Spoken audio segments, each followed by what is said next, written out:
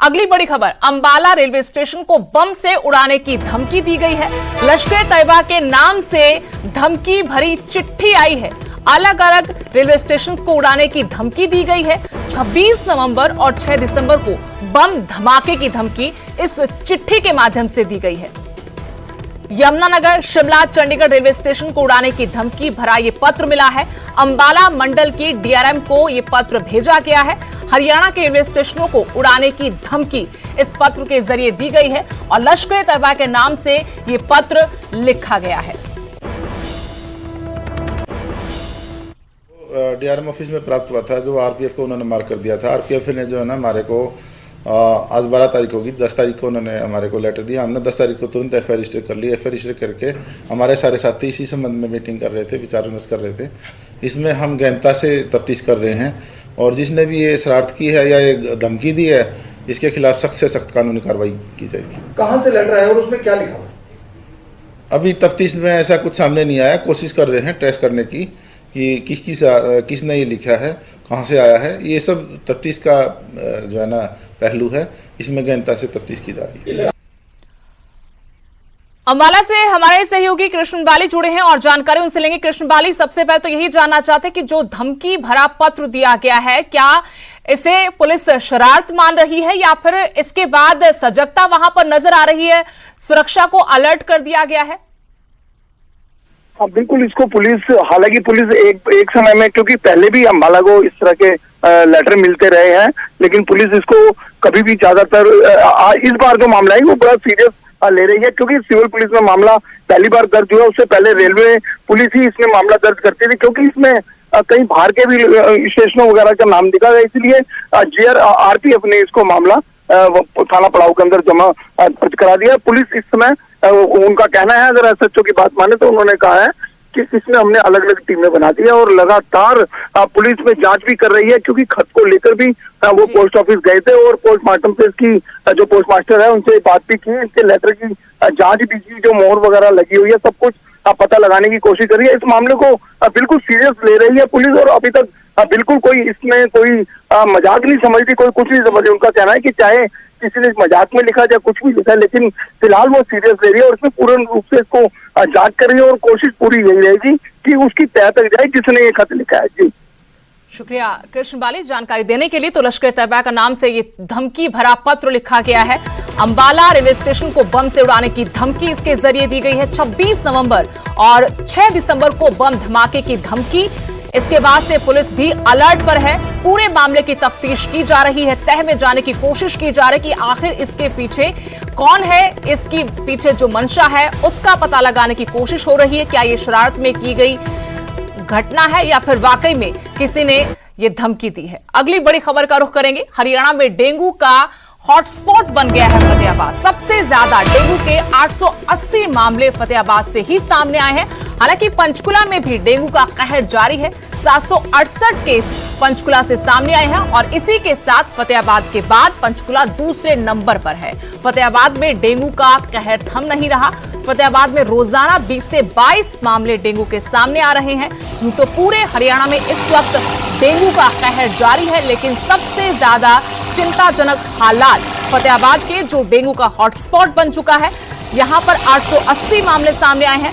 दूसरे नंबर पर पंचकुला, जहां 768 केस आए हैं। फतेहाबाद में डेंगू का कहर जारी है तो बाकी जिलों में भी हालात ठीक नहीं है।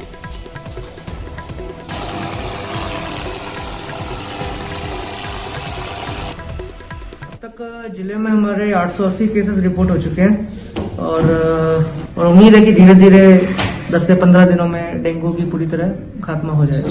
तो शुरू होने से पहले ही लोगों को इस बारे में जागरूक कर रहे हैं कि जो डेंगू का जो मच्छर है वो साफ पानी में पनपता है, तो अपने घर के आसपास या घर के अंदर कहीं पर भी साफ पानी ना खड़ा होने दें, जिसकी वजह से डेंगू का मच्छर साफ पानी को देखकर उसमें अपना मॉस्किटो ब्रीडिंग ना हो पाए। और दूसरा, शुरुआत के समय लोग इस बारे में जागरूक नहीं थे, तो हमारी टीम्स ने हमने लगभग 100 से 150 टीमें बनाई पूरे जिले में कवर करने के लिए और उन्होंने घर घर जाकर एक्टिविटीज करी, लोगों को जागरूक किया।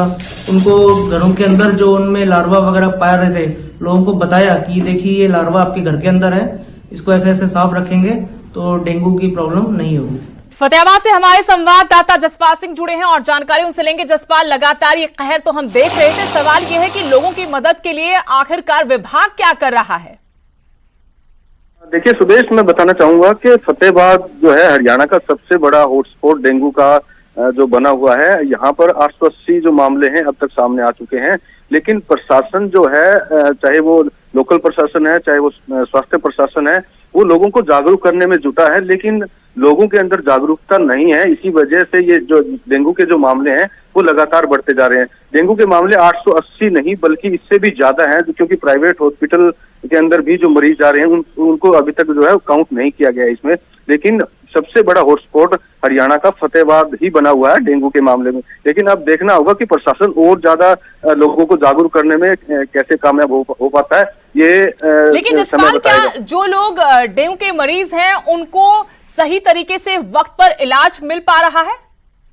देखिए, जब डेंगू वार्ड का हमने दौरा किया तो वहां पर जो मरीज थे डेंगू के, उनका जो इलाज है वो किया जा रहा था, लेकिन डेंगू का वार्ड है वो अलग से भी बनाया हुआ है। लेकिन लोग सरकारी हॉस्पिटल में न जाकर प्राइवेट हॉस्पिटल में जो है वो अपना इलाज करवा रहे हैं, ताकि वहां उनको सुविधा ज्यादा मिल सके, क्योंकि सरकारी हॉस्पिटल के अंदर जो सुविधा है वो केवल मात्र ठीक ठाक ही होती है, क्योंकि प्राइवेट हॉस्पिटल के अंदर जो सुविधा है वो अच्छी मिलती है। तो लोग जो प्राइवेट हॉस्पिटल की तरफ ज्यादा ध्यान देते हैं।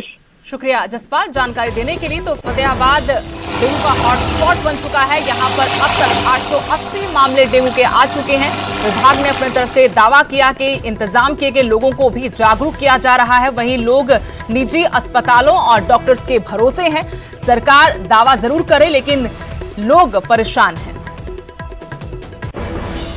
वहीं हरियाणा में 2 घंटे की हड़ताल पर आज सरकारी डॉक्टर्स रहे। प्रदेश भर के अस्पतालों में मरीजों को इसकी वजह से परेशानियां हुई। आपातकालीन सेवाओं को छोड़कर सभी स्वास्थ्य सेवाएं बाधित रही। 2 घंटे के लिए सांकेतिक ये हड़ताल थी। सरकारी अस्पताल के डॉक्टर्स पेन डाउन स्ट्राइक पर थे। एसएमओ की सीधी भर्ती बंद करने की ये मांग कर रहे हैं। पीजी कोर्स में 40% वेटेज बहाल का हो, ये भी इनकी मांग है। डॉक्टर्स का स्पेशलिस्ट कैडर बने। सुबह 9 बजे से 11 बजे तक 2 घंटे की हड़ताल पर ये डॉक्टर्स इन मांगों को लेकर रहे, लेकिन इसकी वजह से मरीज और उनके तीमारदार खासे परेशान नजर आए और कई जगहों पर तो मरीजों की तरफ से, उनके तीमारदारों की तरफ से डॉक्टर्स और सरकार दोनों को जमकर कोसा गया।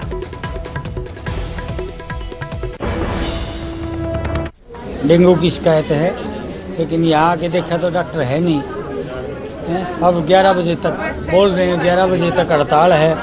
उसके बाद डॉक्टर बैठेंगे, किस टाइम बैठे तब दिखाएंगे, तब तक परेशानी तो है ही। परेशानी डॉक्टर है नहीं, किसी को बोले पता नहीं कब आएंगे, 12 बजे आएंगे, 1 बजे आएंगे। परेशानी में तो आदमी घर से सुबह 7 बजे निकले, यहाँ पहुँचे 10:30 हो गए हैं, कोई नहीं।